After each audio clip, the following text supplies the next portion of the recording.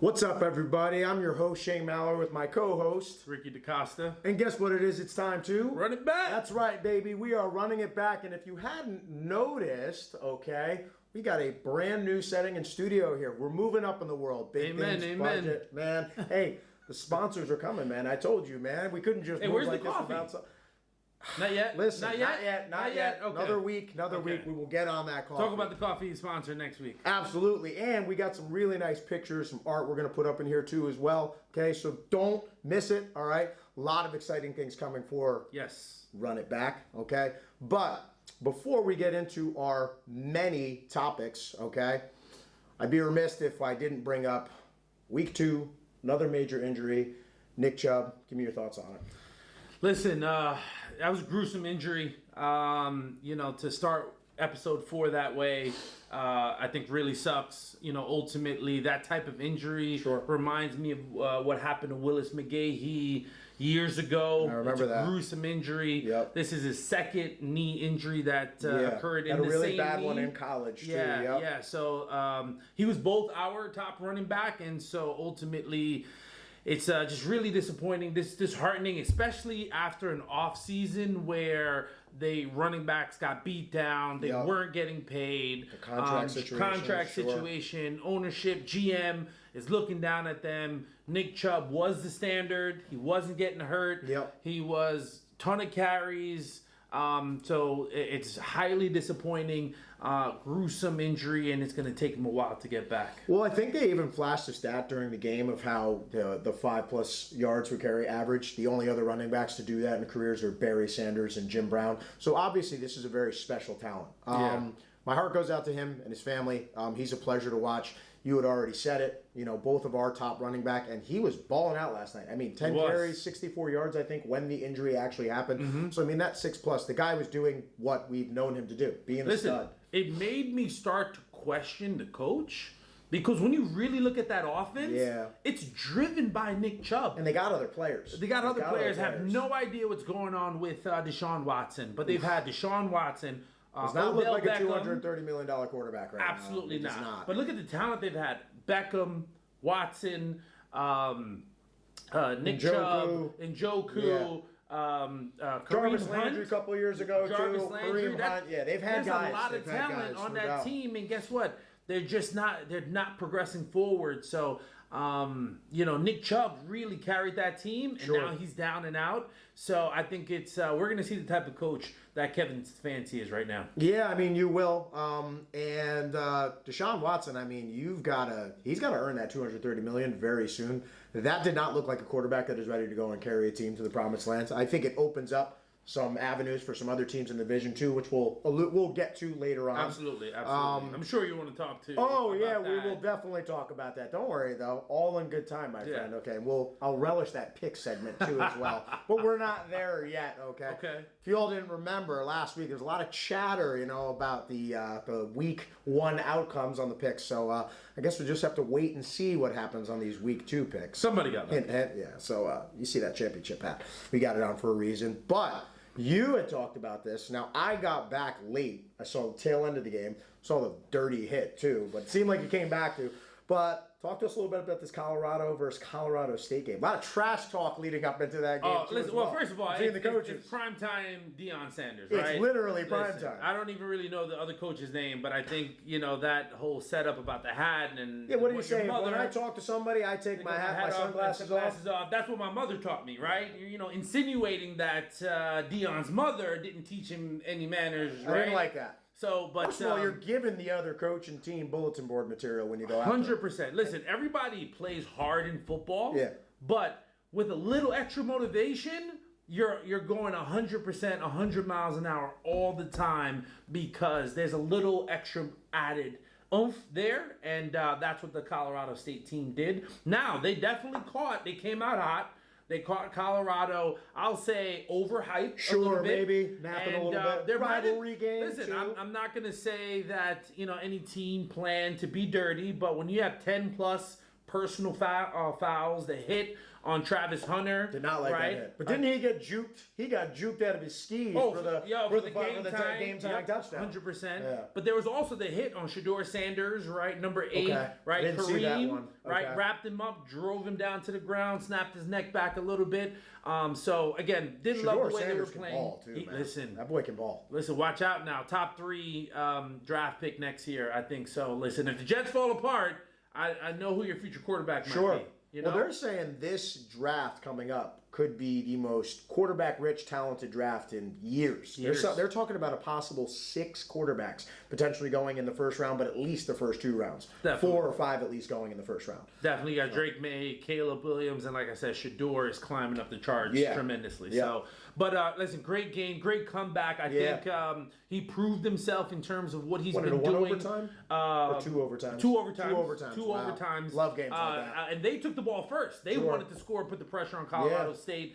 He went 98 yards. That's impressive. Right, with about 2.5 minutes left. Yeah. Right, to tie the game and a 2-point conversion. Okay. Right, so I think he showed that he's about that. That's the second overtime rule now too, right? In college, in the first one, if you tie, no, this was during regulation. During regulation, right? So he went 98 yards during regulation to tie the game and push it to overtime. Okay. Then they scored to the tight end, number 87, right, to push it to get the lead. Colorado State came back, tied it up, and then what's it called? They had a 2-point conversion again and ended up winning in overtime. So ultimately, great coaching. Hats off to Deion Sanders. What I got to give him credit for, because everybody just look at the flashiness. Sure. Right? He's a great leader of men. 100%. Right? What I noticed 100%. when I watched the game, when a player makes a mistake, you don't see him yelling. You don't see him ripping the player. Sure. You're watching him teach him, like, hey, next time do this. Yeah. Right? Hey, stay focused. Watch out for this move. His son had an interception in the first quarter because of what he was teaching them. They were playing nothing but quick game, Colorado State. Yep. So what did Deion Sanders told his son to do? Hey, instead of backpedaling, step up, right, and jump the route, interception for a touchdown. Wow. Right, that's coaching. Now, granted, that's Deion. That's a Hall of Famer, but that's the sort of leadership I think Deion is setting a bar for that hopefully other coaches will follow. Well, and they're going to be really good too because, again, when you're looking at the whole landscape of college football right now, the NIL deals, the transfer portal, it's like the wild, wild west out there. Well, where do you want to go? I want to go somewhere where there's an NFL coach who knows NFL systems, who knows how to play in the NFL. This guy is going to prepare me. First of all, I think it's only a matter of time before they're mentioned among the elite colleges in terms of defensive backs. Mm-hmm. The elite defensive backs are going to go want to play for Neon Deion primetime. I mean, that's where they're going to want to go. And this team looks like it's going to be like a serious contender within a couple of years. All they need is some really good, D lineman talent. Yeah, up front. They got all the skill positions. They do. Right? Yeah. They need the big hogs up front. That's really what always separates the good from the elite teams in college ball is up front. And listen, we talked about injuries. Travis Hunter, he's a baller, Heisman Trophy candidate. Sure. Get well, right? Everybody's rooting for you. We want to see your talent. We haven't seen someone play both ways like that before since Deion. Yeah. Right? So the kid is special. Definitely want to see him back on the field. Yeah, man. And college football is exciting right now. And again, we'd be remiss not to mention too as well. Hook 'em horns. Hook 'em. First time in the top. What are they in the top 5 3, right now? Yeah. They're at least top 5. I know that. And this is going on, man, since we were, we're going back to like the Vince Young days. Yep, Vince so, Young, it's been a Reggie long Bush. time. Wow, that's almost 20 years. Mm-hmm. So, it's good to see, man, the landscape of college football opening up, all these new teams kind of getting some light. Yeah, definitely. And Alabama might be in trouble. Nick Saban, you got to learn how to draft a quarterback. Yeah. Well, they got to find one through the NIL or something. It's just, a byproduct of that is Georgia kind of being on this big rise. I think Bama years ago was able to get so many of these good across the South recruits, and it's no secret Georgia is renowned for their high school football. Oh, recruits. absolutely. And I think a lot of those kids are staying home now. They're staying home. Bama's definitely got some work to do. But we talked about Chubb. We talked about Colorado versus Colorado State. Let's get into our Week 2 NFL. And listen, this isn't us being homers either. Anybody who watched that game. The game of the week for me had to be Giants versus the Cardinals. We talked about it last week, sitting there going, if you lose to the Cardinals right now, it is panic time. You're 0-2 and you're losing. Can I just say? Go ahead. I went off the first half. I went off. I had a friend who was right? doing something similar. Like literally, we couldn't score against the Arizona Cardinals. It was They rough. don't even want to win. Dobbs is running over Right? McKinney Listen. to score touchdowns. Hey, I was questioning everyone and everything. It was tough. Dayball, Daniel Jones, Yep. Saquon, offensive line, wide receivers. I was losing it. Across the board. I was They didn't losing have it. Andrew Thomas either, which made me really nervous. The Cardinals, I will say this about the Cardinals too. They're pretty good on defense. They are pretty good. They got a lot of pressure in that first half now. Yeah. Giants definitely not 100% on the O-line, and the O-line has been a problem the last couple of years. Mm-hmm. But the Cardinals are not bad. They're a competitive team. I think they will compete. Yeah, they might they steal got a heart. couple games this year. Right? Yeah. They got heart, Sure. right? So ultimately, Give Dobbs a they're ton of not- credit too. Yes. listen. Second week in the offense. I And mean, he's he yes. balled out. Listen, balled he's out. doing some nice things, He but did. sometimes, right? It's about winning and another team losing. Sure. The Giants were so pitiful. I still can't tell how good the Cardinals are. I right? know. Because then the second half came. Yes. And Look and like the everything tale changed. of two cities. Yeah. So to listen, the one thing I'm definitely going to give the Giants credit for, they showed absolute heart. They showed absolute toughness. Grit, will, 100%. But I will say, I'm happy they won. Sure. Right? And that type of victory can galvanize a team. But you got to put it together for 60 minutes. I agree. You got to I put agree. it together for 60 minutes. And that game did cost us a lot. That second half cost us a lot because you know what? Saquon Barkley went down. Out 3 weeks. That's right? a big one. Yeah. So it's a big test now. It Listen, is. hey, Danny Dimes, it's all on you. You got the receivers. Saquon's going to be out. You got to step up. Right, you Yeah. absolutely got to step up. Yeah. You got the city behind you. You showed us in the second half. Put it together. Show us why you're worth 160 million. That was that second half, was probably the first time I looked at Daniel Jones and go, wow, if he could consistently do that over the course of this season, and again, I'm not saying he's going to do that in every game because he had a record-setting second half. I believe the stat was that his second half, with the almost 300 yards passing he had, the 3 total touchdowns, and the 50 yards rushing, hadn't been done in over 50 years by a New York Giant. Jesus. So I mean, it was pretty phenomenal what he did. It was record-setting in some regards. Absolutely. And he needed to. They needed every bit of it. We And that's the couldn't most lose. important thing. Yeah. If we were to have this episode and the Giants lost, I don't even know what I would. We wouldn't have the energy, that's for sure. The energy would not be here. But exciting game. Here's what I took away watching that game too. You draft a guy like Jalen Hyatt who can take the ceiling off of defense. Okay, he's going to go deep. I didn't see them really trying to throw the ball down the field the whole time. You got a guy like Waller too, and I feel like up until I would say the second half of the first game against the Cowboys and even this game too, start using these guys. Like, what did you bring them in for? And an adjustment that my buddy actually pointed out was apparently Brian Dable got more involved in the play calling in the second half. He had the card with him in the sheet, so maybe there was more collaboration there. What a difference that made. They're going deep down to Hyatt. The middle of the field is starting to open up, and prior to the injury, Saquon had some crucial runs down the stretch. That injury, though, you brought it up, that really scares me, especially heading into a short week, Thursday night, going against the 49ers. I'll be honest with you. Even with a healthy Saquon, I probably peg that as a loss most games with most times with the Giants. I believe, but You have to believe. You're going to go and support your like team. I said, the but it's an uphill 49ers is battle. all about business, and In San Fran, too. San Fran. It's on going the to be road. tough. But we're just, as Giants fans, we're 1-1. The sky is not falling. We've got something to look forward to. Exactly. You know what? The NFL's a crazy thing. Look at how many crazy games there were in week 1. You never know. The Giants could come out and surprise you Thursday night. I'm just looking for them to go out and be competitive. And I want to see a competitive game. But we're in a very competitive division, It right? is. We're going to talk about Can't the lose too Commanders. much, We're going to talk about the Dallas Cowboys. Sure. We're going to talk about the Philadelphia Eagles. Yep. Right? So it's a tough division, and it's an upward hill battle. Right Sure. now, we're at the bottom. But the key thing is we have heart, right? We got grit. We're fighting. You can see that Dayball wanted to win, right, as well. So I think that reflected in the team. Sure, and again, I mean, you got 3 weeks now, basically, you got to get by with what's, your most talented offensive weapon. You got to find a way to, I want to see what they do in terms of scheming. I want to see how they get other guys involved. How do you make up for the loss of production? You had mentioned it last time. Saquon accounted for almost 70% of the offense. First of all, maybe this is a good thing for the Giants in some way because they can learn how to not lean so heavily on him and they're kind of forced to integrate some of these new pieces and weapons. I think easier said than done. Sure. Right? Sure. Much It's still easier early. said than done. Sure. But I got to see it to believe it.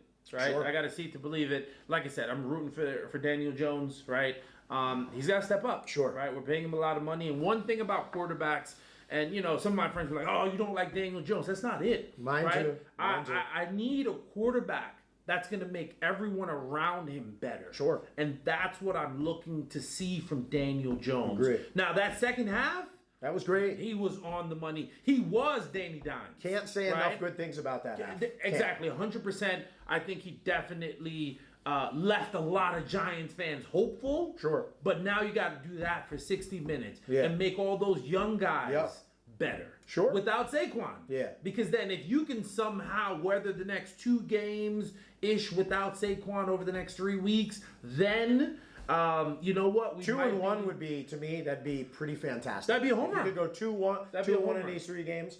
Because again, I think it's hard to look at it and go, they're going to go 3-0. If they did, that'd be awesome. Yeah. But I try to look at it more realistic, and I'm the same way with you. I have friends that tell me that like I'm a hater or whatnot on Jones, and it's like I'm not a hater. I'm just trying to look at it from a realistic perspective, based on the career and the sample size I have on Daniel Jones. I don't know that he can do what you just said before. Can he augment the players' abilities around him? After watching a game like that, there's definitely hope. That's the first time I watched Daniel Jones, and I said, "Wow, he might." Actually be able to be in that top 10 conversation by the end of the season if he continues to put together efforts like He that. threw almost 300 yards in the second half, I know. right? Only time will tell. Only time will tell. So we don't want to spend the whole broadcast on the Giants, but I mean, it was a fantastic Epic second game. half. Great game. Epic Great game. game. And if you're a Giants fan, I mean, 1-1, and let's see what happens. It's still very early in the season. Still very early, yes. But I wanted to ask you about this game because, man, the storylines right now around this whole thing is just, first of all, another great game. Commanders versus the Broncos. Very great game. I will Very say good game. this, too, with the Broncos. It seems like the same thing 2 weeks in a row. They come out starting fast. Russell Wilson looks sharp. And then it just seems like they can't keep it going. Like they can't keep the momentum. I'm not sure what's going on, but there's a lot going on. I mean, this whole Russ and Sean Payton thing. Like, is this going to work out? Sean Payton has been very vocal. Matter of fact, vocal and upfront about the fact that he will do what is necessary for the team to win. Is Russ the quarterback right now that is, the best answer for them to go and win games? Listen, I think there's a lot of chemistry issues there, right? Sure. Like you said, there's a little animosity, right, with Sean Payton, Russell Wilson. There was animosity with the defense and the offense, Sure. the defense and Russell, Yep. right? And so I'm starting to. It looks like there's definitely some, fraction Yeah. there within that organization. 2 losses at home. At too. home. First of all, layers of mistakes happen, right? The defense gave up 33, 35 points, right? 35, yeah, 35. Right? That's supposed unacceptable. to be that's supposed to be the strength of their team. That's unacceptable, Yeah, right? I agree. So you got to 2 games, some almost 70 points they've given up. So and here's a crazy thing that a stat that I looked at the other day. Okay. The Denver Broncos offensively per possession, right, are top 5 in the league. Right? When they get it, they score. But the problem is they haven't had the ball for a long time. Yeah. And the defense have given up a lot of points. Yeah. So I'm interested Vic to see. Fangio, I think that's the defensive coordinator. No, in Denver right now. he used Or to is be. he's in Miami. Okay, right? he's in I Miami. think it's Van Joseph. Van Joseph, yes, you're right. You're And right. so, I get those 2 names confused all the time. No, Yeah. I get it. Okay. So, but listen, I don't know where this is going to go because it doesn't look like Russ is really responding to the tough love.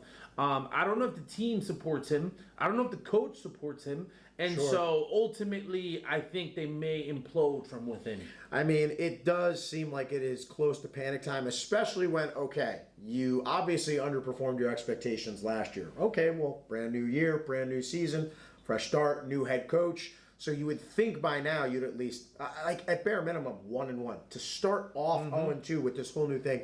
I'm not in the organization. If I was a Denver Bronco fan, I would definitely be panicking a little bit. And where does this go from here? Let's say they go 0-3 next week. Is Russ, who is the $220 million man, whatever it was, I think he was the richest contract just before.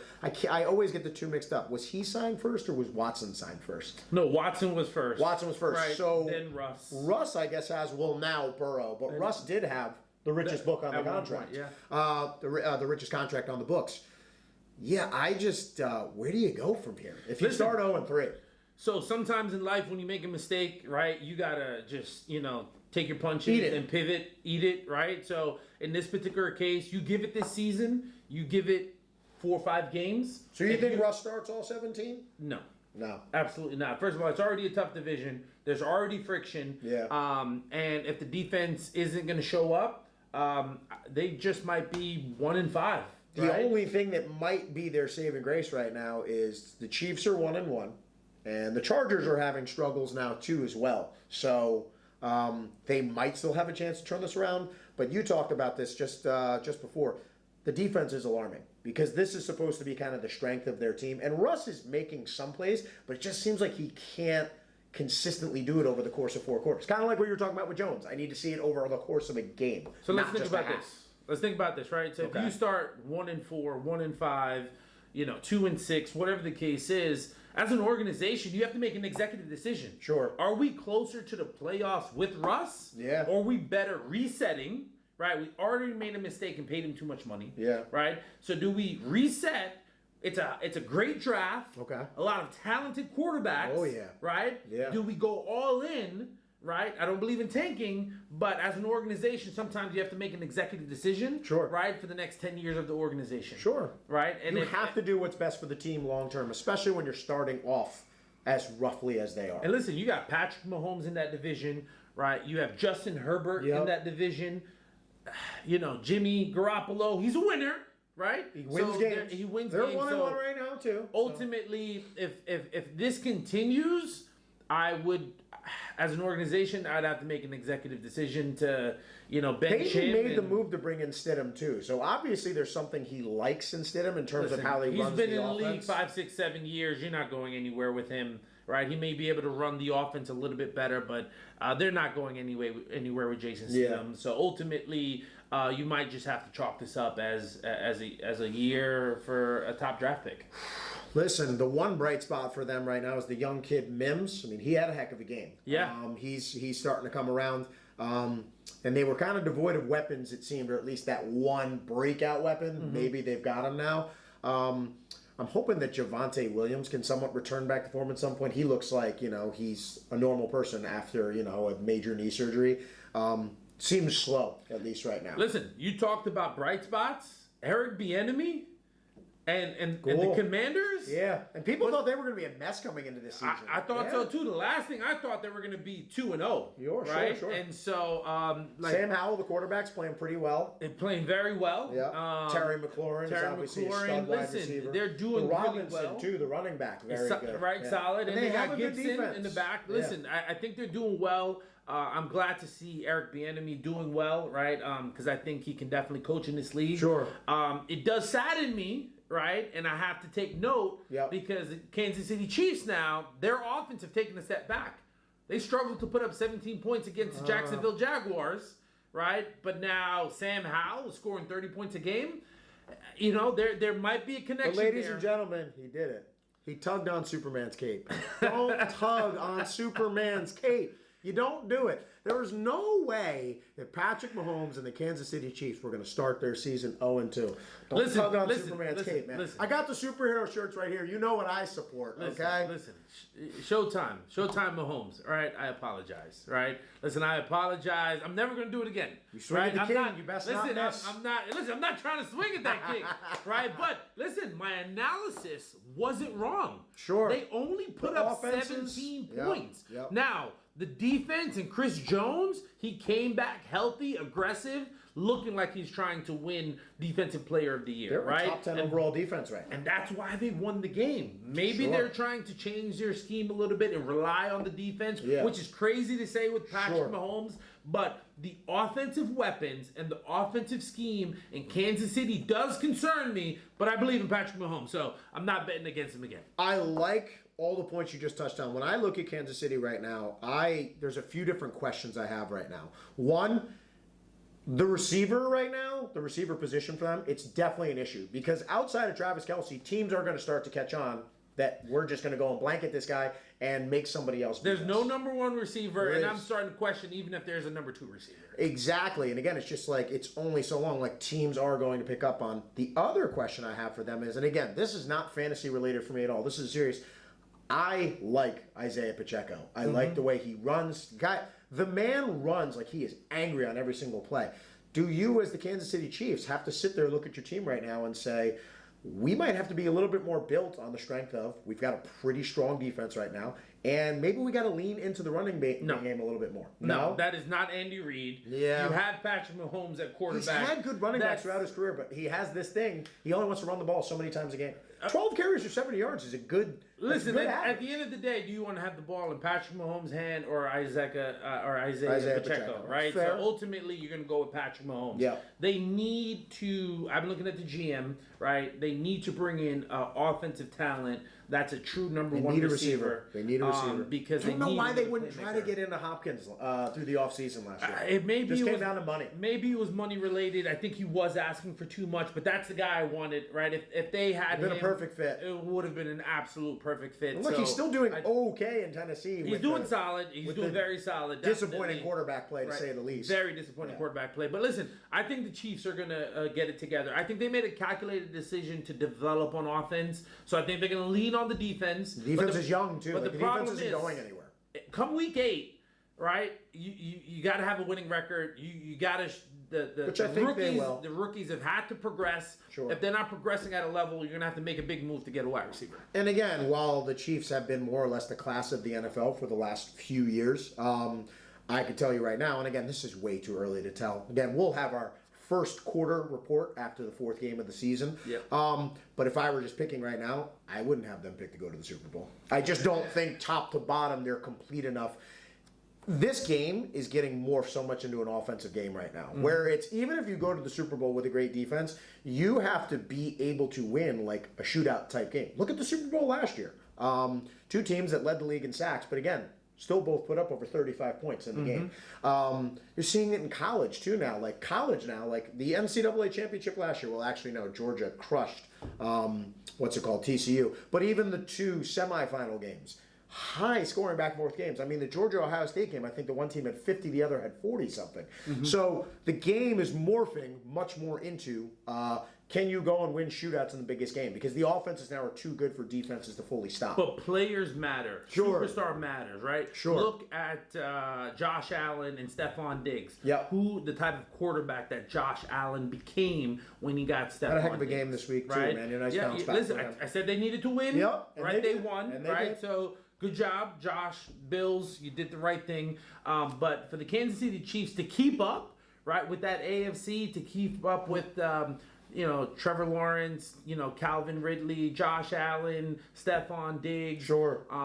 Travis Kelce's getting older. He's 32, 33 years old, right? So he needs a little bit of help.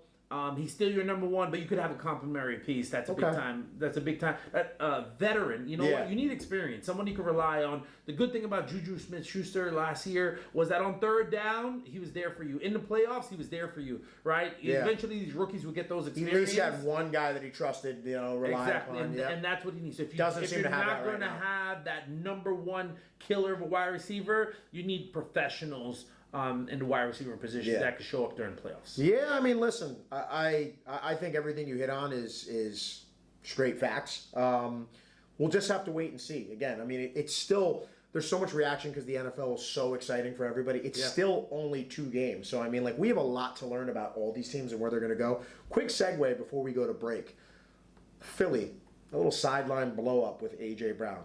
Big deal. Not. I mean, they're 2-0 right now, but do you like? Listen. He's a wide receiver. He wants the ball. They're divas, right? They're divas. When Devontae Smith is killing it, gets 2 touchdowns, 100 yards, and you got AJ Passing Brown. offense overall though looks. Listen, they do look a little questionable. Yeah. They do look a little questionable, Passing but it's better defense, to too. win ugly, Sure. right, and win. You would than think they'll to only lose. get better. You think they'll only get better. New offensive coordinator, Sure. new defensive coordinator, right? So they're still adjusting. And at the end of the day, AJ Brown's a competitor, so he's going to want the ball. It'd be a bigger problem if he didn't want the ball, right? So that's how I view it. Got no issue with it. Maybe I'm also a wishful Giants fan, hoping there's some trouble in paradise. Well, listen, they can't keep all of them forever. Let me say that. Yeah, right? at some point. Because you're going to have to pay Devontae Smith next year, and A.J. Brown is going to come up due again, all right? Yeah, but as long as they have Hurts, I just feel like, unfortunately, they're going to be okay. But that wraps up this first segment. We'll be right back with segment number 2 on Run It Back. Welcome back, everyone. We're going into segment 2 right now. Okay, it's Run It Back. He talked about the coffee before. Before where's the sponsorship? we get to episode 10, we are going to get some coffee on this episode. Episode 10? Yeah. Our fans have to wait for giveaways until I got to talk to the guy. I got to smooth it over, make sure he's okay with it. If I shout his name out, which I'm sure he's going to be fine with. He's a capitalist, so I mean, he wants to nothing make wrong with some money. There's nothing wrong with money. But segment 2, got an exciting little new topic we want to do because now we've got multiple games here. So we're going to go 2-0s versus 0-2s. Okay. Who's for real? Who's not? Maybe there's somewhere in between or like a wait and see, okay?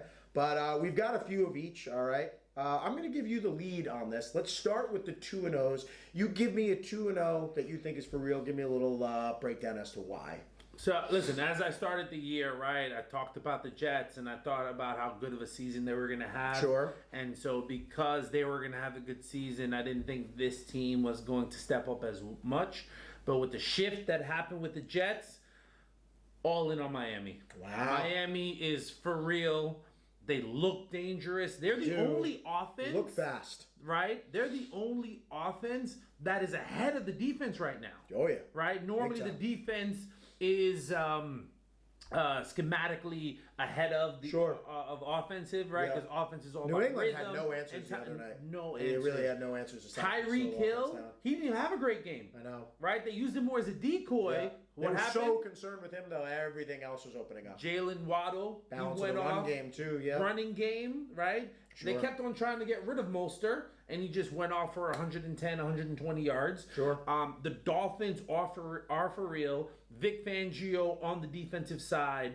Mike McDaniels, right? Little boy genius. Year 2 now with this system. Year he's starting to 2, get very comfortable with all the toys he's dedicated. You can see he's all about football, loves his players. The Dolphins are for real, man. And I don't know how many teams have a defense that can keep up with the two of them. New England tried, and they couldn't match them offensively. They slowed them down. They slowed down Tyreek, and then the running game went off. Jalen went off. So, listen, the Miami Dolphins are for real. Okay. Well, I can't hate that pick, but I think I might have a little bit of a hot take later about them, but we'll get into that. My 2-0, and I'll stay in the AFC for right now. My 2-0 that I think is for real, and I'll be giving you credit saying this, but the Baltimore Ravens. Whoa, hey, B. Moore. B. Moore. I'm impressed. Being inside a brand new offense, new system, Lamar looks already way more comfortable in that Week 2 game. They really took it to the Bengals in that first half. And the thing that I'm probably most impressed with about him is he's throwing the ball more. He's not making mistakes. He's managing the game really well. He's running when he needs to, not necessarily running because he has to. Like that a lot. Zay Flowers, a young wide receiver. You mentioned him preseason. Dangerous. Looks like the real deal, a big player. And again, when I see a team inside a new system, kind of similar to the Eagles, but with the Ravens, this is literally their first year. Yeah. Okay. Yep. With the Eagles, it's just a new coordinator. This is all around like new for the Ravens and all their personnel that came into as well. They look good, and when you can pick up early division wins like this in the black and blue division, AFC North, which I still think is the toughest division in football. Although I will say this. Let's see what happens by like Week 3 or Week 4 with the NFC East, because the NFC East right now, the Washington is really surprising me. Let's see what happens. You got 2-0 teams in that conference as well. 3, actually. 3. Oh, that's right. 3. Right. Dallas, Eagles, Dallas and Washington in that one division. I keep forgetting that Washington is 2-0. We'll wait and see on that one. But, yeah, the Baltimore Ravens, to me, look for real. I think they're only going to get better. Their defense looks pretty good, too, as well. Roquan Smith leading the charge there. They really shut the Bengals down in that first half. Now, the Bengals definitely made some adjustments. They looked better in the second half. They made it a game. But, yeah, right now, I'm taking the B. Moore Ravens. They are for real. That just tells me you're a wise man. You came around, right? You realize that Baltimore, Lamar Jackson, if you remember what I said earlier, they were hungry. You know what? It's funny. They were hungry. I am a wise man, America. You want to know why? Oh, you know what? We'll wait until we get to the pig segment to tell you why I am a wise man. Remember, don't pull on Superman's cape. No, but listen, on a serious note, I think the Baltimore Ravens can only get better. The fact that they're 2-0 right now in a brand new system just tells you I think the growth is going to be exponential throughout the year. I don't think they're going to go undefeated, but looking at the Chiefs as kind of like the class of the NFL, the one thing I've always agreed with you on, and I've said this to other people too as well, if there's one team, you took the Chiefs at their best, and then you take the Ravens at their best, I think that's the one team the Chiefs would not want to see in a playoff scenario. Agreed. So that's my 2-0, at least AFC. NFC, I'll start here first. Okay. This was pretty easy for me. It's the San Francisco 49ers, and you and I have both been pretty hot on this topic. They look for real. They look like a train. They look like they are determined. They look like this is our year. We're getting after it this year. And they got a tough slate of games coming up here, including our New York Football Giants. We'll see what the Giants see what happens on Thursday. Somebody. You never know. No belief, but they got the Eagles and the Cowboys coming up very shortly too as well. So you're going to find out a lot about all those teams inside of those games. But 49ers run game outstanding right now. Christian McCaffrey, if there's one thing that worries me, and we had talked about this pre-meeting, it does worry me that how much of the load Christian McCaffrey is carrying right now. Okay. I do think they need to do a little bit more of like a running back by committee approach, because you don't necessarily need him for the first quarter, the first half of the season. You need him for the playoff runs. That's when you need Christian McCaffrey to be at his best. And I'm sure they'll adjust. Brandon Ayuk catching the heck out of the ball. He looks great. 49ers are my for real team 2-0 NFC. Listen, I can't disagree. I said it last week on episode 3 that the 49ers were all about business. Sure. Like there's no fun happening from the head coach I feel to like the there's players. a butt coming though. I know you too well. I know you too well. Well, no, there's no real but. The only thing I'm really going to highlight is Brock Purdy. At the end of the day, he just wins, right? He does. I know sometimes people want to talk about stats, right? People want to talk about all the fantasy stuff. What matters most Can he is play within winning. the system, and will he win games? And Brock Purdy is winning. So at the end of the day, I think the 49ers and Brock Purdy are going to show up, right? They got a little different demeanor and attitude. That defense is special. Nick Bosa got paid, so he's trying to prove himself. Sure.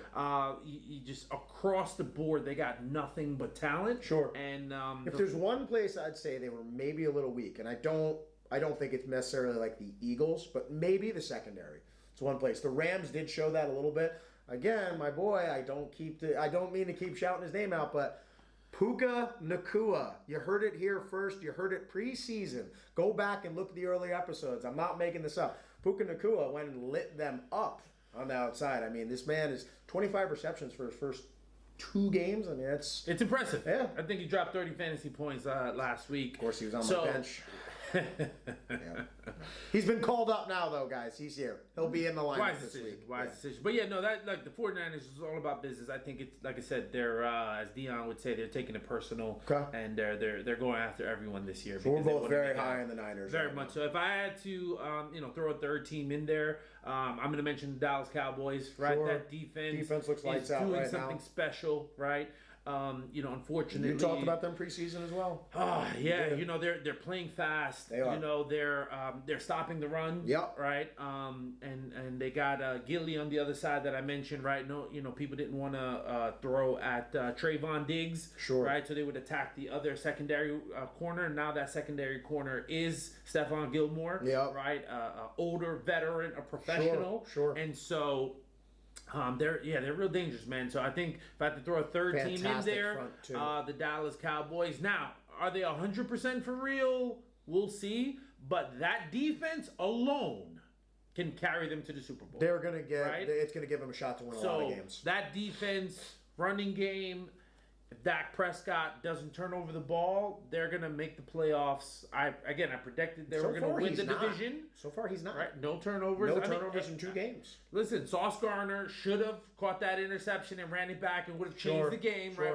We can touch upon that a little bit later. Sure. But at the end of the day, if Dak Prescott doesn't make mistakes, they continue to run the ball, that means that defense will make up for everything else. And, I hate to say it, but I think, like I said, they're going to win that division. Okay. I mean, listen, right now, I would say between them and the Eagles, they're both 2-0. I've been more impressed with the Cowboys so far. They've just looked more stalwart. Now, I will say this. I think the Eagles have played two better teams, but the Eagles look like they're figuring some things out right now. Yes. Dallas looks like a team that's Winning locked ugly. in. Winning ugly. Yeah. And again, you've said this before. I'd rather win ugly, than not win at all. So the Eagles are still winning under some new circumstances. They're going to have a say in it when all things are said and done come playoff time. What about a 2-0 team that you think is either not for real or kind of like a wait and see? You're not sold on yet. Listen, Baker Mayfield, Tampa Bay Bucks, absolutely not sold. It's fake, right? Listen, much respect. Todd Bowles has that defense ready. But they played the Vikings. Defense is playing well right now. Defense is playing well. Yep. But they played the Vikings. They pulled out a top 10 in yards allowed. Top 5 against the run. But again, all defensive, right? Sure. So, hey, listen, Bucks, right? Much respect. I think that defense is solid. You got a great defensive coach. But am I going to believe in Baker Mayfield? Fair. No. Although I got to give him credit right now, and I've been one of the larger Baker haters since he came into the league. He's playing within himself right now. He's not making mistakes. I do wonder, though, the way their run game has looked their first 2 games, when he's asked to go and now win a game, that's where I think things will get. If you want me to give Baker credit, he's gotten the ball in the hands of Mike Evans, right? And that's been surprising. Listen, They got Philly coming up, too, so we're going to learn a lot about them. We're going to learn a lot about them really quick. But at the end of the day, can I really believe and invest in Baker Mayfield in that offense? I think his entire NFL career, he's been surrounded by talent and has not succeeded. So at the end of the day, I think it's faux. They're not. They're a fraud when it comes to a 2-0 team. Okay. Here's my hot take coming in right here. Now, I was back and forth on this, and I didn't want to take my darling yet, right? Because while I think the Falcons, the 2-0, is somewhat of a mirage, I like what they're saying. And I did say preseason that I think they were going to surprise people this year. But I'm not going to go with the Falcons. I'm going to go with your 2-0. It's for real. I'm going to go with the Miami Dolphins. Something about it still just seems like, I remember them starting last year, super hot, super fast. Everybody was talking about them the first couple weeks of the season. All of a sudden, Joey Cool Burrow came to town, and he said, now Tua did get hurt. That's probably my largest concern. They're my 2 main concerns with them. The defense, I wonder when they come up against some bigger, more physical teams that can run the ball, can they hold up against something like that? And then if a team can either shut down Tyreek or get to Tua, can Tua make it? Can Tua make it through the whole season is probably my biggest question mark I have on them right now. And they started off last season very fast, but I'm not going to say they're fake. I'm going to say let's wait and see. I'm not sold yet as everybody else is. So you're literally sitting here telling me. You're running it back on me? Listen, you're sitting. Listen, we're going to run back this episode, right? A couple weeks later into the season. Okay. Right, and show you what he just said. You're telling me you believe the Miami Dolphins are not for real? Are you kidding me? Like I said, give me a wait and see. They started Tyreek Hill. He's awesome. He might drop 2,000 yards year. He might. Right? Jalen Waddle. He might catch 100 balls. And he also might be wondering who his quarterback is come week 6. First of all, you realize Tua has only taken 1 sack all year. He's getting the ball out in like 2.2 seconds. Still 2 games, though, man. It's still a small sample size. Listen, we're going to run this back a couple weeks from now. You brought up the first quarter review. Yeah, you did. Right? We're going to have the first half review. We will have a first quarter review. We'll have a second quarter review. Remember this moment / first half. when you called the Miami Dolphins fake. I didn't call them fake. I'm using my wait and see clause. It's in the bylaws and the contracts of the show. Okay? Brand new segment. The bylaws state no I don't conviction, have to say fake. right? No belief right it's a here. Wait and see. We're gonna run this back. It's a wait Remember and this. See. We're gonna run this back. That was a running back right there. Listen, we're gonna run this spice back. it up a little bit here, man. I can't just be agreeing with you all the time. Listen, I think you're out of your mind. All right. I think you're out of your mind. We're going to see that first quarter report, and then we'll see at that second quarter report, halfway through the season. We'll see. All right. I could have a bunch of egg on my face. I really Listen, I'll throw the egg myself. All right? I'll throw the egg myself. Listen, America, you should poll in on that. Do you want to see if I end up being wrong on this prediction? Do we get an egg thrown on my face on the show? Hey, comment below. Comment below. America, we will do this live on Instagram just for you. I just know for I you, have, America. and I know I have a lot of friends and people that are so starting to catch on to the show that would love that. So we'll see, because there's definitely some people in my life that. I mean, you've known me a little while. That's been like trying to see me be wrong. Oh, they definitely like to see me be wrong. I mean, listen, I do it all the time, right? I make sure you're wrong, so like you don't have to worry too much. Is it time for the pick segment? Yeah, right. No. Production says we have a little bit more time, but we'll get back there. Listen. So my wait and see is the Miami Dolphins. Listen, I don't have any hot take like that, right? But what I do want to give is a little honorable mention. Right, to the L.A. Rams and your Puka Nacua, right? He's been, He's balling, man. He's been balling. Historic numbers for Stafford, first 2 games. you know, that offensive scheme has been targeting him. That defense has looked better. So, second leading receiver in yardage. Listen, they were impressive in the loss. There's no moral victories, but you know what? The L.A. Rams are surprising me. We'll see though, right? We'll see. I don't think they're for real. They got the Bengals coming up this week, so they got the Bengals. Learn a lot about both teams. We're definitely going to learn a lot about both teams. Both teams. So who's not for real, right? So who 0-2? Well, let's go this way, right? 0-2, right? That could make the playoffs. 0-2, they can make playoffs. You want to lead or you want me to go? Go ahead. Okay. This should be no shock to you. Now remember what you just said about Miami, right? So I will. I mean, listen, you can always turn that back on me. But my 0-2 that I think, don't panic, you can still make the playoffs. Now, I will put a caveat with this, and I discussed this with you. The Burrow calf thing, the fact that that's what affected him during the preseason, and now it's lingering again, that does give me some cause for pause. But I think that they'll figure it out. I think they'll win this week against the Rams. I do expect that to be a fairly high-scoring game because the Bengals, and you had said this, which is making me worry on my preseason picks at large, that the defense was not going to be quite the same, and so far it hasn't. Yep. They're getting crushed running the ball, too. They cannot stop the run right now, which, again, when you got the Rams coming in with a guy like Kyron Williams, who's slowly emerging into their lead back right now, leading the league in touchdowns. Listen, Sean McVay said they're getting rid of him. Yeah, don't be surprised if he ends up in the Browns. Okay, well, you know what? That would be a bad fit. Yeah. But you just actually perfect segue into why I think the Bengals are going to be all right. Watching the game last night, I was like, wow, are the Browns going to go and steal us? And the Browns defense looks for real. Losing Chubb is huge. For them to now have to take that team and lean it all on Deshaun Watson's shoulders, I think that opens the door up big time for the Bengals. And I'll also say this. We were both very high on the Steelers coming into the season. If they didn't have George Pickens, I don't know how they scored points last night. I mean, yes, their defense did play great, but no Pickens. I'm really disappointed with Pittsburgh in terms of their offensive line and the play calling. And listen, you hit it right. It's the play calling. Matt Canada, right? Don't want anyone to lose their job, but that offense is so vanilla, right? Like I said it last time, right? When you have Najee Harris and George Pickens and you're struggling to sustain drives, that's an issue. If Pittsburgh can get their offensive scheme together, right, that's the opportunity for them to make the playoffs and keep the Bengals at bay. But ultimately, Matt Canada leading that offense, nobody in Pittsburgh has confidence. The thing with Pittsburgh too is like they're too loyal to a lot of their guys. They'll let them stick around. It's a loyal organization. It's about that. But right now, seeing the way Pittsburgh, the injury to Chubb obviously is huge. Yeah. Pittsburgh, I do not think is the team we necessarily thought they were. The Ravens are the class of the division right now. I think the Bengals get their first win coming up this weekend, and they kind of start righting the ship. So last week I talked about better winning. The Bengals better win. I agree. Listen, I do agree. I got Joe Burrow in fantasy. 0-2 is one thing. 0-3 is... Listen, sound the fire alarms if the Cincinnati Bengals don't win this Monday night against the LA Rams. Yeah, you got to sound the alarm. Give me yours, though. So let's see if you're going to hot take it back on me here. You're 0-2, though, that don't panic. We can right this ship. We can figure it out. Unlike you, I'm not jumping on that Bengals train. All right, I said that the Ravens were going to win the division.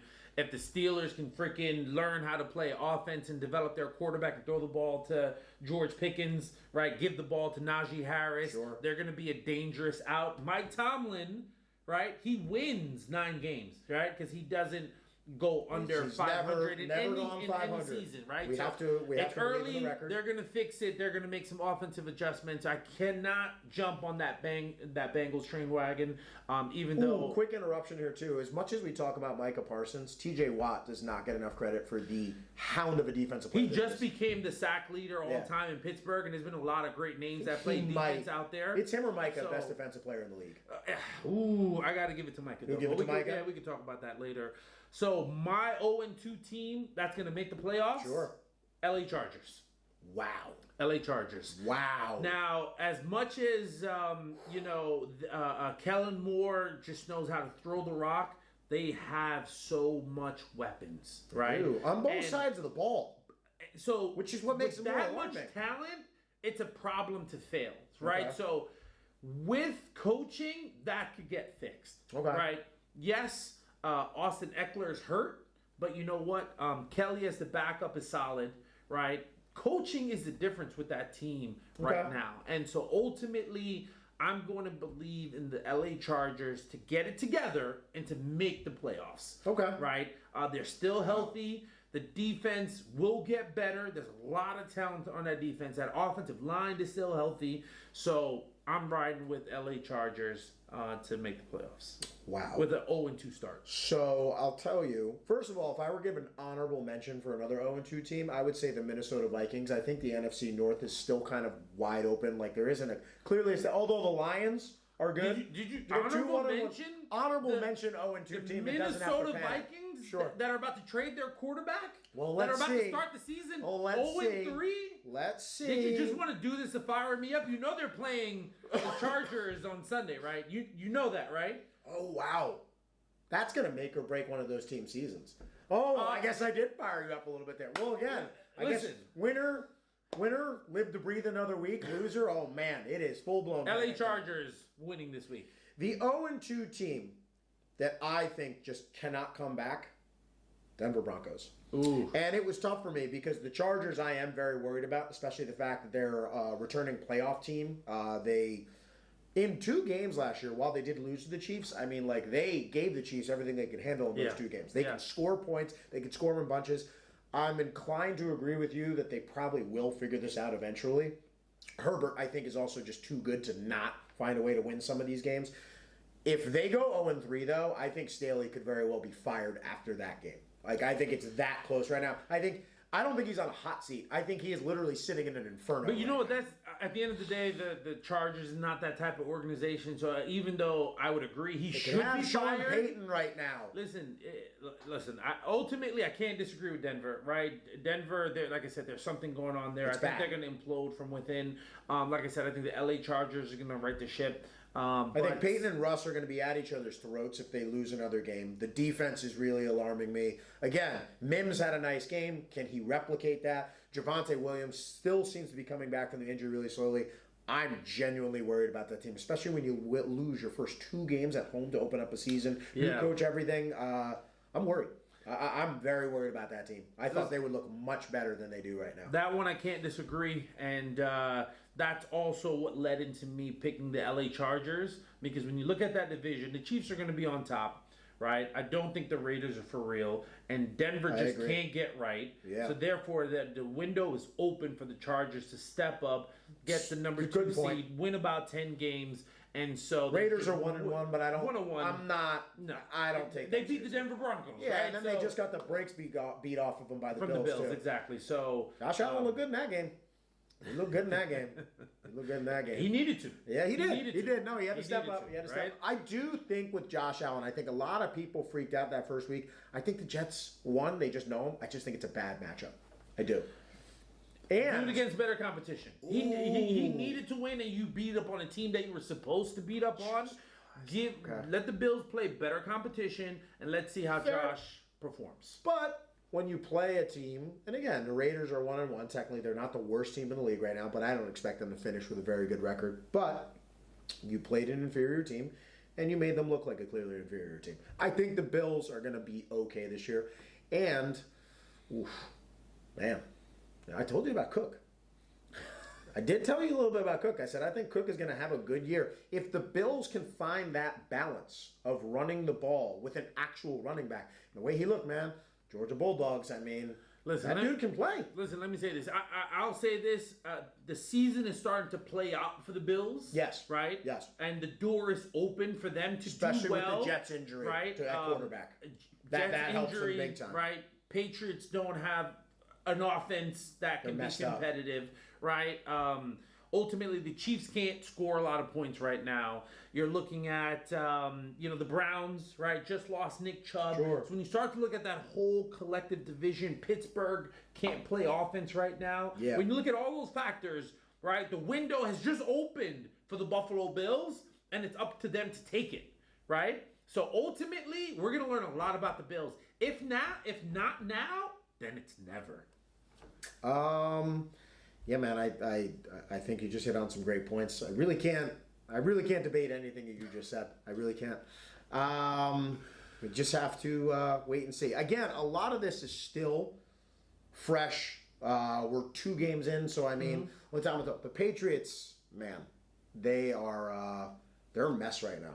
They're a bit of a mess. Can I actually give them some kudos, some credits? Sure. Because I saw something in football I've never seen before. Go ahead. Right? When they were playing the Dolphins? The Dolphins, Yeah. right? It was a special teams play. They were kicking a field goal. Okay. They literally had someone almost on the sideline run in and time the kick, block it. I've never seen it before. It was almost like a motion. Yeah, that's right. That was crazy. That was a cool play. I've never seen that before in football. Belichick came up with that one. That was a moment when I said, this guy really is a genius.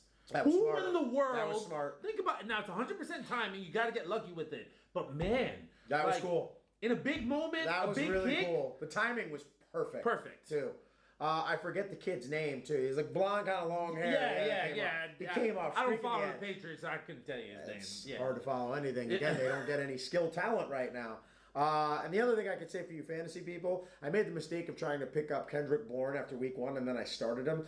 Don't trust anybody in the Patriots lineup. If they have a good week, 1 week, guess what? They're probably going to go for next to nothing the following week. You never know who the Patriots star is going to be that week. Agreed. It's just they do what is necessary to go and win the game. Listen, you brought up stars. Who's your stud of the week?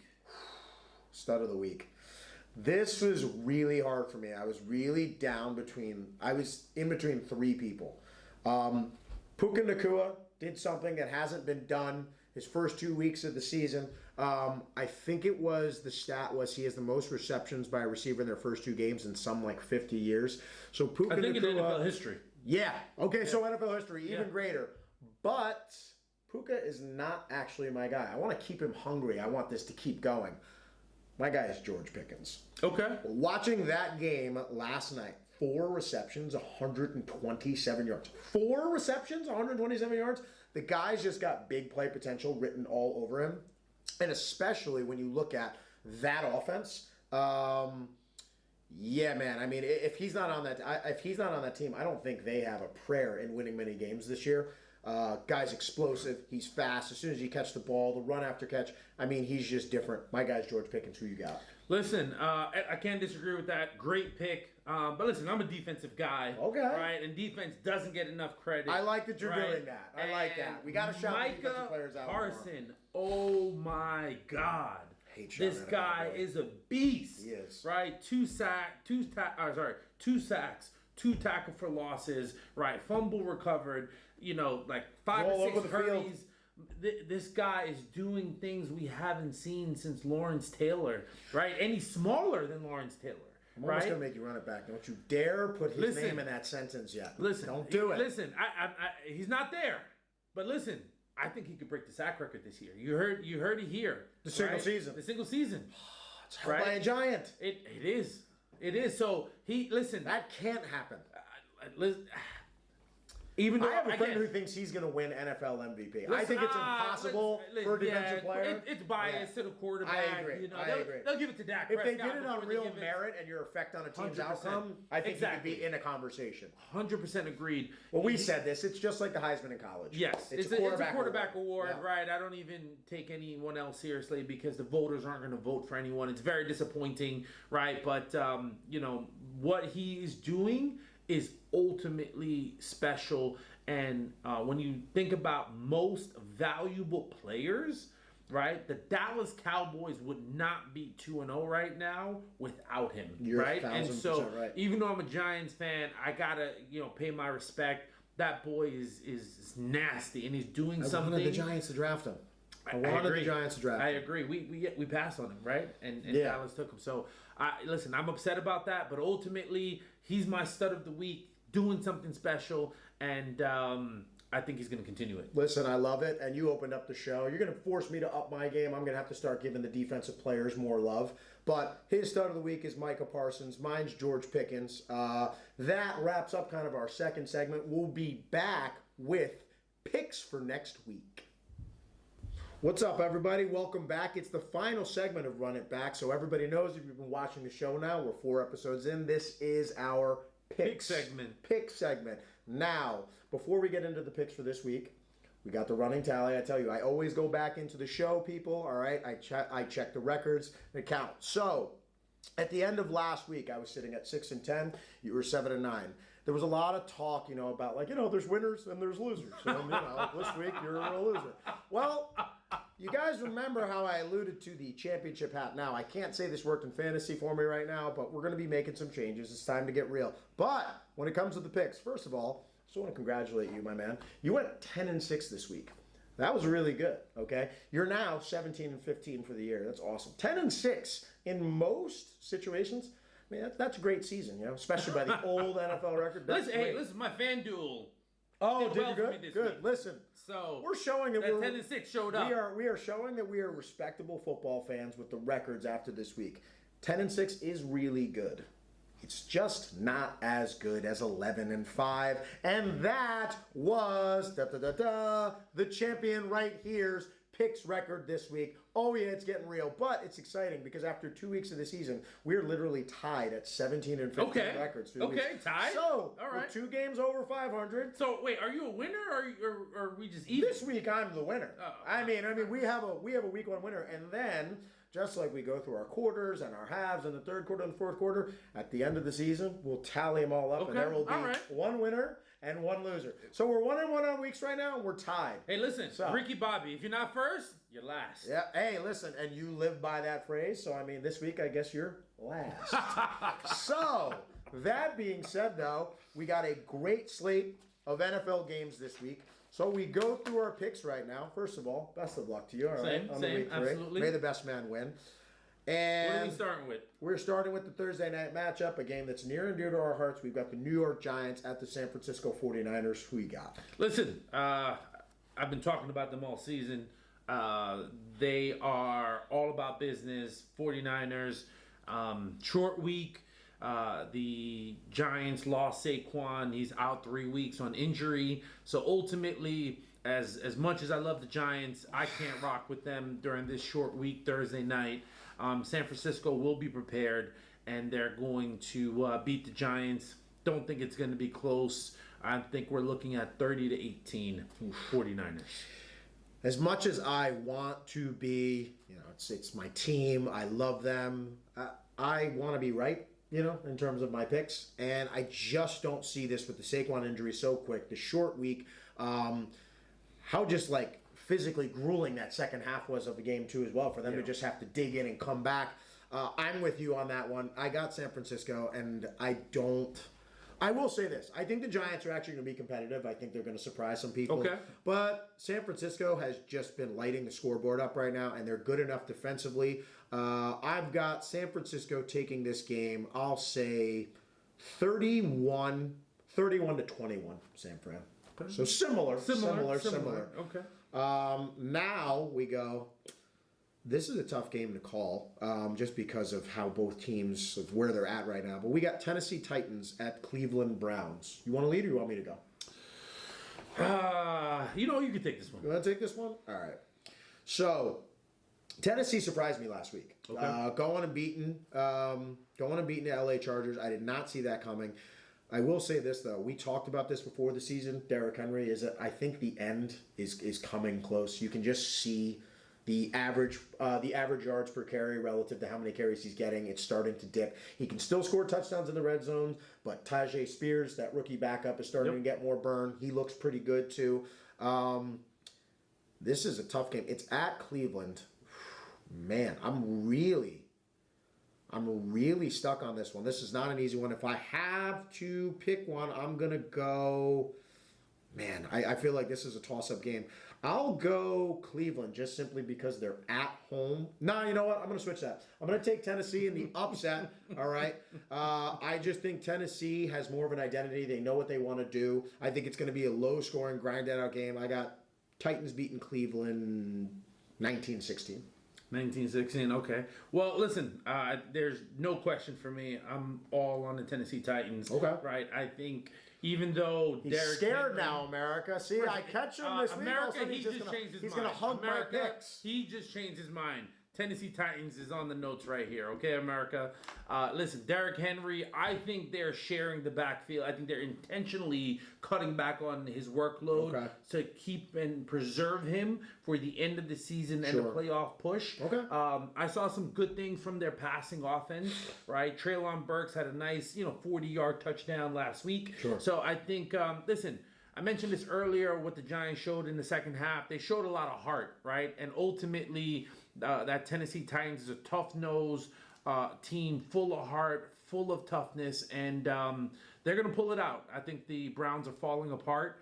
Deshaun Watson, we don't know what's going on with him. They just lost Nick Chubb. I'm questioning Kevin Stefanski's offensive scheme, so I'm rocking with the Tennessee Titans. All right, so that's 2 for 2 right now. We got San Fran and Tennessee. Okay, I like this game coming up.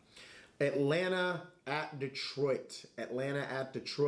I'll take the lead again on this one, and then I'll ping it back to you. I like Detroit in this game.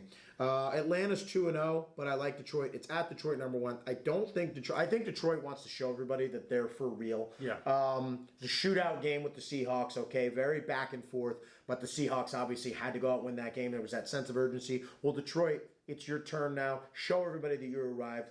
Go beat a 2-0 team and show people you've beaten the Chiefs. Now you're going to beat the new darling Falcons.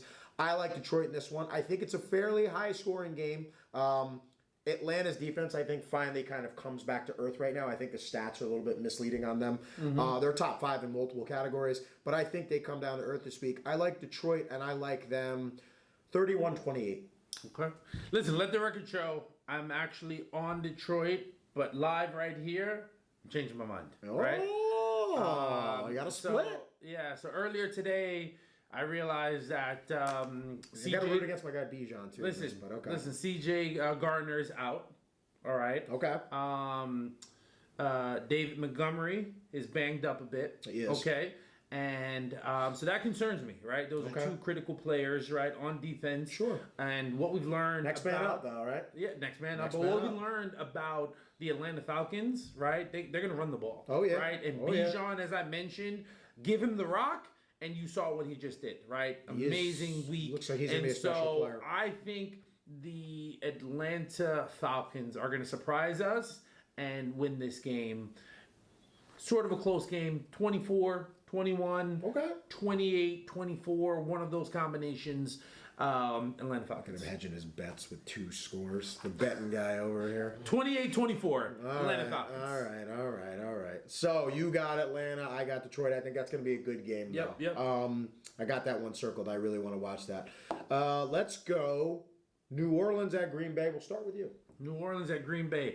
You brought up some great stats about Jordan Love, right? I think he's leading the league in touchdown passes or something like that. He's tied for the league in Right, touchdown passes, and he the leads the league in QBR right now. All right. Two games, but I mean, he's playing within the system. He's not making mistakes. Yeah. So ultimately, he's going to face a real defense for the first time, right? That I think is going to be really impressive. Derek Carr has been solid, right? Exactly. He can get better. He even admitted that. Yeah, he can get better. But they're winning. Exactly. So I think the Saints are going to take this one in not much of a close game. I think it's 27-17 New Orleans Saints. Okay. So they're at Green Bay. The one thing I will say about the Saints is they are, they're accustomed to playing in a dome. But I have to agree with you. I like New Orleans defense a lot. It looks very suffocating. Looks like it's still there to go and compete at a high level. I think the game is fairly close, but I think it's on the lower scoring side. Also want to know if Aaron Jones is playing in that game, if he's back yet or not. Okay. I don't know where the hamstring is at. But yeah, I will go New Orleans, and I will say 24-17. Okay. So now we have... This is like one of those games that almost feels like a trap game, the one that I'm about to announce to you. I already know where you're going because of the way you reacted on my take on this. We got Denver. Jesus Christ. We got Denver at Miami. Why don't you lead off? Because I think we know where you might go. Want me to lead off?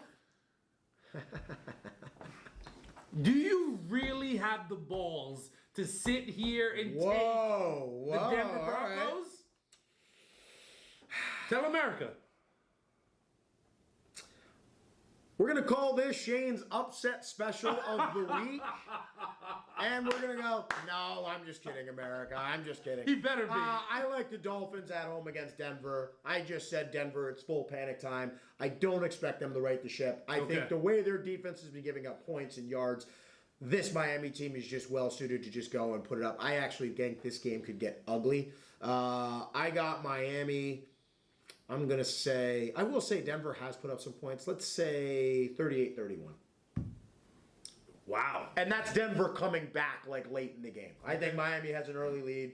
Denver comes back and just throws their way to make it look more competitive. You know some of those games. One thing Deion Sanders has been talking about prime time this season, sometimes it's personal. At the end of the day, the Dolphins defensive coordinator is Vic Fangio, and he used to be the head coach of the Denver Broncos. Sure. And Sean Payton wanted him to come back and be his defensive coordinator. He did. Right? And ultimately, he did not get the job. And he knows Peyton's stuff. Right? He's He going to know his Peyton's stuff. So I think this game is going to be real personal. I think it's going to get ugly. I think it's going to be a blowout. I'm calling it 34-14. Wow. That's just Miami Dolphins. Okay. And we're going to run this back because he's going to change his mind on the Miami Dolphins. That's not the game, though, necessarily that's going to be the one to change my mind. Because I expect them to beat Denver up. Okay. This is kind of the do or die game right here. You got LA Chargers going into cold Minnesota. Now, granted, they play in a dome. I'll let you lead off on this one. Listen, I talked about the LA Chargers bouncing back and making the playoffs with the 0-2 start. This is where it begins. At the end of the day, I think the Vikings are falling apart. They have good offensive weapons. They're showing better skills on defense, right? I think Brian Flores is really coaching up that defense, but ultimately, I don't think they're going to be able to contain the LA Chargers.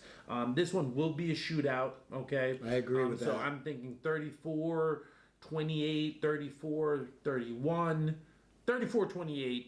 LA Chargers. This is another one I think is really hard to call. I do think it's a shootout. I agree with you there. The Chargers really worry me, man. But I do think between the two teams, they are more talented overall. I think they find a way to get it done. I think this is a shootout. Could come down to who has the ball last.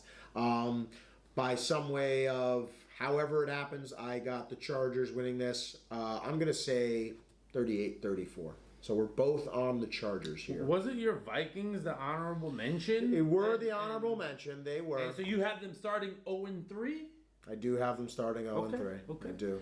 I just think the NFC... Hypocrite! Hypocrite! Well, excuse me. It's getting cold. Oh, well played, sir. Well played. All right. I think we might... Well, I don't know. Let's see now. Let's see how quickly you jump off of your Jets bandwagon here. You know, before the season you were singing their praises, and now all of a sudden I don't know. So we'll see. New England at New York Jets. Listen, they lost Aaron Rodgers. Jesus Christ, come on, all right? Have a heart, okay? Fair. That's fair. I am a realist. I think this is going to be a low-scoring game. I think the Patriots are going to pull it out. At the end of the day, Zach Wilson, I need to see it to believe it. It's going to be an ugly game, 17-14, New England Patriots. Yeah, I have to agree, unfortunately, just because Zach Wilson just... Again, I'm really not trying to be disrespectful to the guy, but he just doesn't look like an NFL caliber starting quarterback, unfortunately. Let alone a quarterback for New York? Yeah. No. And New England, while Miami beat them, they at least somewhat slowed the offense down. I could just see them really making life hard for Zach Wilson. I got New England in that. I think it's an ugly game, 20-10. If you remember, New England made Sam Darnold see ghosts. I think that might be the type of game. Yeah. Yep. He's not going to keep up with that defense. Okay. I'm interested to see where you go on this next game, though. Okay. I am. Because you've been talking about this team. We talked about them earlier in the show. Okay. We've got Buffalo at Washington. I know where I'm going. Yeah, I know where I'm going. Listen, Eric Bieniemy putting up points offensively. The defense of the Commanders, they're doing good. But like I said earlier, the Bills, things opened up for them.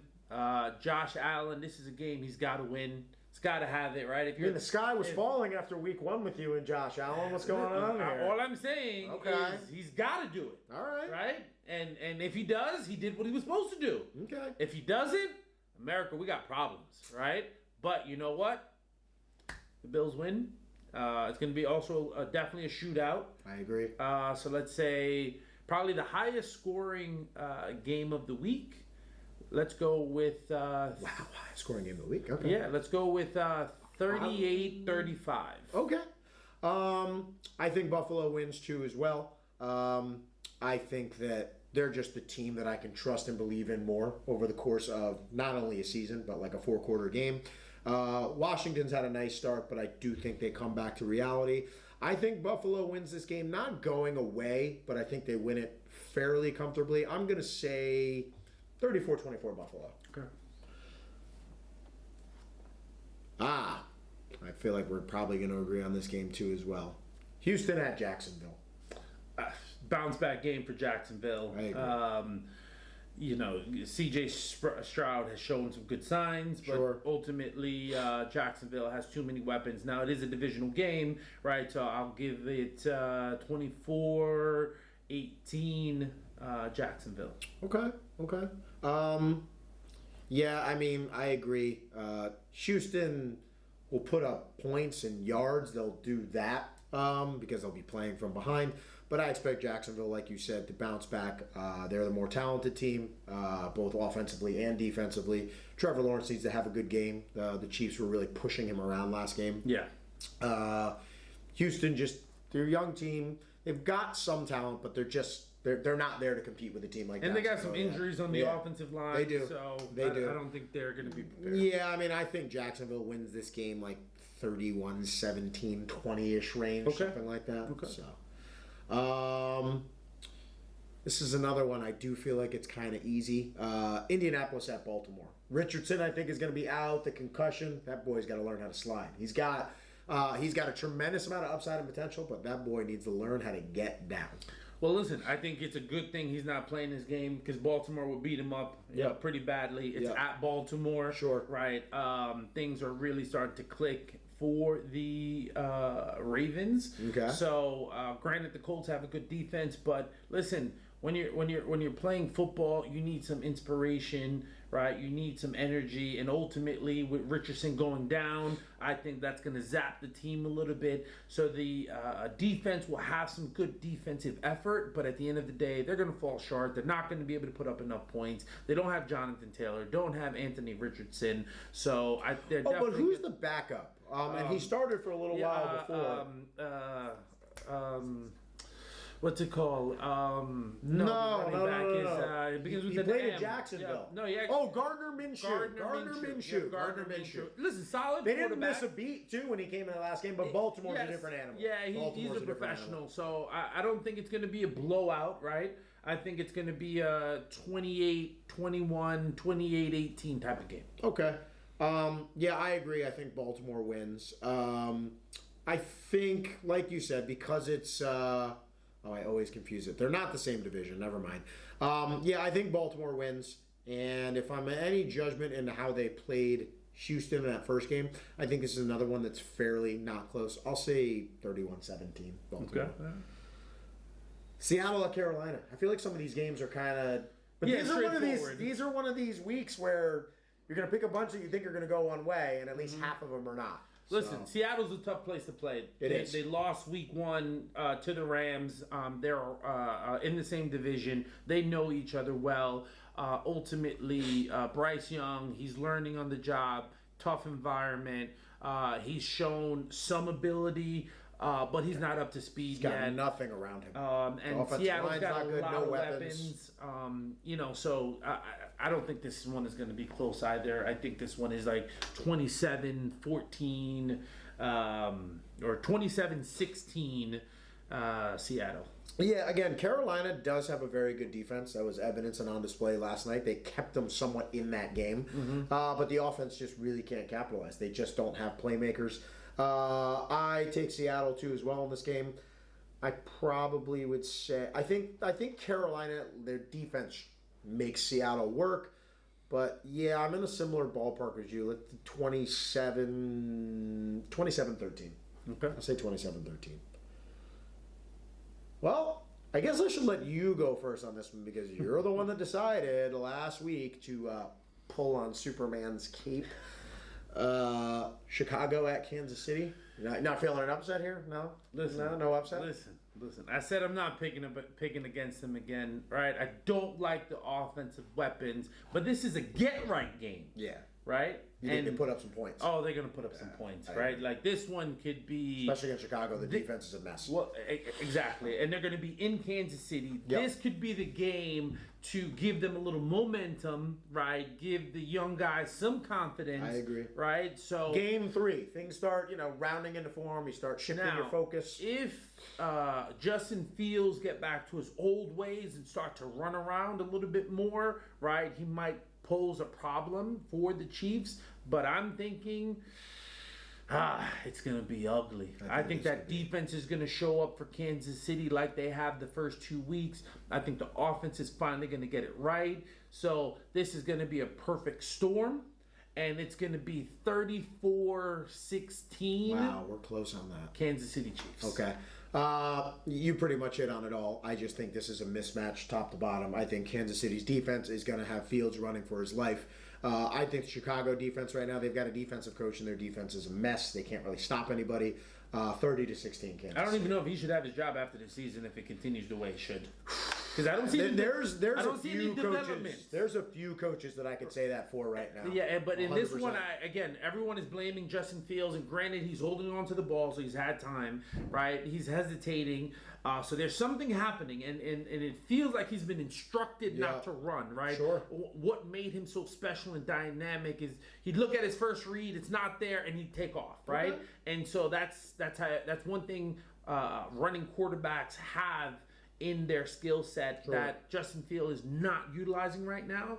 But guess what? Sometimes you could scheme people open, and I don't see that happening in Chicago. Encouraging to see them throwing to DJ Moore too as well. That's at least nice to see. They haven't getting him involved, but this particular week. Sure. But ultimately, I don't know if I believe in that coaching staff. I think you have good reason to say that. I think this one's kind of cut and dry. Dallas at Arizona. Listen, we talked about... Arizona's been competitive in 2 games. They've obviously been competitive, but I think Dallas's defense is too good. Too good. First of all, what's going to happen here? The Cardinals are feeling good, right? They've had some close wins. They've been leading at times, right? They played Washington, right?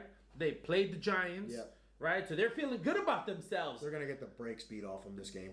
If they score more than 10 points, I'll be surprised. I have it 40-7, Dallas Cowboys. Ooh, that's a beatdown. Yeah, I tend to agree with you. I don't think it's going to be that crazy because I think Dallas will have most of their key guys probably out of the game at some point. But I'm going to go. I'll say Dallas 34, Arizona 14. Okay. They'll score Just gave something. Them an extra touchdown. They'll get some garbage touchdown time. at the Yeah, end. exactly. They're gonna get beaten up pretty good. Here's an interesting game. It's kind of like who's for real, who's not. I think it's a tough game. Pittsburgh at Las Vegas. Where are you going with it? If I had this is another one.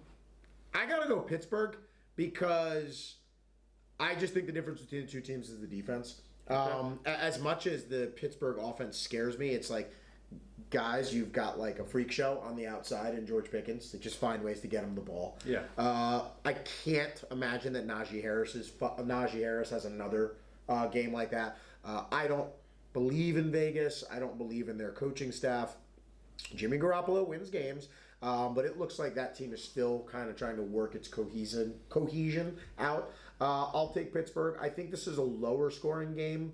I'll say Pittsburgh 20-17. 20-17. Okay. Listen, I agree. I think what scares me about this game, like I mentioned before, is the Steelers' offense. But with all the pressure that's got to be mounting, right? The lack of cohesion, as you mentioned, on the offense. Sure. With as special as the defense is playing. Sure. I think they're going to use this game as an opportunity to test a few things out. On the road against the Raiders. The Raiders, feel good about themselves from beating the Denver Broncos, but we're starting to realize that they might be imploding. They just got beaten down by the Bills. So I think they're going to make a good effort right within this game, and they're going to be at home, but the Steelers fans travel well. Josh Jacobs looks a little off too right now. Yeah, he wasn't in camp. Right? Yeah, so, he's starting the season off slow. So I think it's going to be a close game, 24-21, Pittsburgh. Okay. We're pretty close on a lot of these. So far, we've only deviated on one. That's at Atlanta, Detroit, but I think we're going to get some deviation coming up on these last two. Okay. So we got another 2 Monday night football games. First one. How do you feel about them starting like basically back to back, right? We talked about this. Right? We talked about this before. I don't like 2 games that are occurring at almost the exact same moment. I don't like them being in the same moments in time. You had said maybe 2 hours separating the start times. I agree with that. 7:30, 9:30. If it's the second half and the one is just starting, okay, fine. But when you have the 2 games that are too close, I just don't like it. Yeah. I don't love that. I would like more space in between. I did hear this has something to do with the Hollywood writer strike too, in terms of the timing. They can't put it on certain networks or something along those lines. The strike has something to do with this. Gotcha. Interesting. I didn't know that.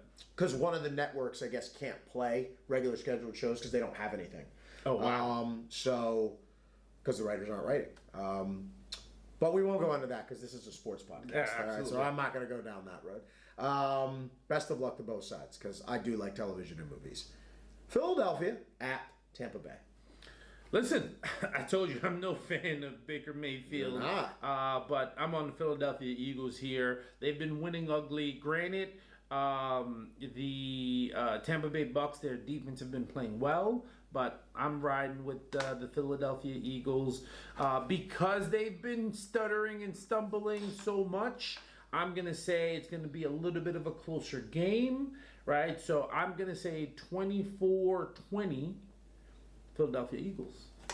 Okay. I know there's no such thing as an upset necessarily between 2-0 teams, but I'm going to deviate here, okay? And I'm going to go Tampa. I like the matchup right now early in the season. I like the way Tampa's defense is playing, okay? They're stopping the run really well. They're going to force Philly to throw it. It's in Tampa. And Tampa was a team that I was just very curious about because with somebody like Baker, I think situations do matter. And I think Baker might finally be in a decent situation. This doesn't necessarily mean I think that Tampa's better than Philly, but I just think Philly, get shocked this time, and they have to fix some of their issues. So I'm going to go Tampa. You're out of your mind. That's called my man. He's out of his mind. That's called a man of conviction. Out of his mind. Final game. Los Angeles Rams at the Bengals. Well, we'll see. All right. I'll take this one first. Okay. Listen, Joe Burrow, my guy, your guy. Oh, yeah. Right? Joey Coolman. Listen, in the Bengals, a lot of offensive weapons, but I think the Rams are doing something special. All right. That defense have stepped up. Matthew Stafford has his guy in Puka Nacua, right? Puka Nacua. Right? And so I finally remembered your name, Puka. It's only taken me a couple weeks. Hey, listen, after 25, 30 receptions, I can remember your name, all right? You're showing me that you're a player. Listen, LA Rams step up, surprise us. I think Joe Burrow might be more hurt than we anticipate. That offense doesn't look right. That defense doesn't look right. There's something going on there now. And if it's about betting and putting my money on them, I can't put my money on the Bengals now. I am shocked that they would start 0-3, but I have more faith in the LA Rams right now. Okay. I think the Rams do come back down to reality this week. I do think this is a fairly high-scoring game, a little bit of back and forth. Cincinnati can't start 0-3, and they won't, okay? They right the ship. They get it figured out against the Rams. I think that the offense starts to round back into form. You saw a little bit of it in that second half against the Ravens. They made it a competitive game. So I'm going to go Cincinnati. So we split on 3 picks. We'll come back next week to find out who the winner and loser was. With your outrageous suggestions and picks and hot takes. We will see come next week. Hey, listen, run this back, man. Run this back. But listen, that wraps up this week's episode. I'm Shane Mallory. Ricardo DaCosta, baby. And we will see you next week on episode 5 when we run it back. Run it back.